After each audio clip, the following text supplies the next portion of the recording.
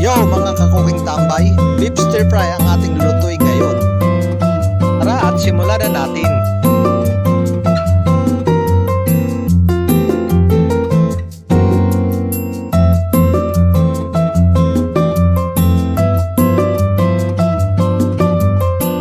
Magpainit ng mantika at igisa ang bawang at sibuyas.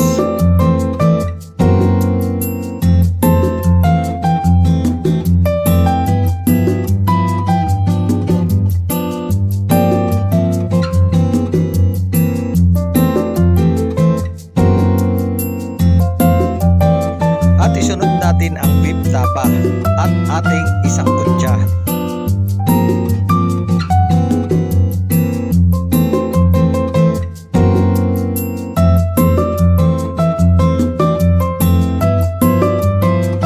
At timplahan ng pamintang pino. Ang beef tapa ay Filipino dish na paboritong kainin ng mga Pinoy. Sikat ito bilang top silog.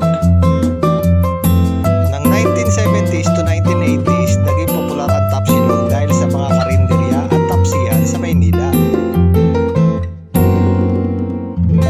Ibuhos natin ang stock ng tapa at pakuluin natin. Kasunod naman ang oyster sauce.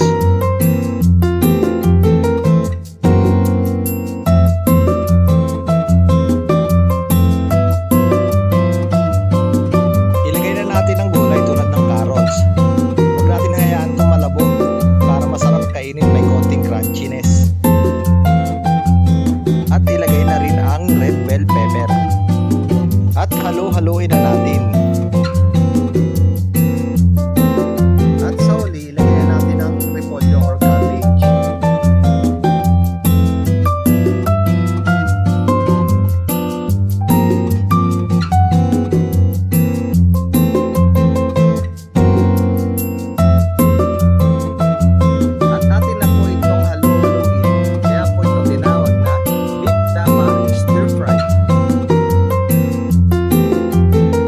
Sana ay may natutunan tayo ulit mga katambay.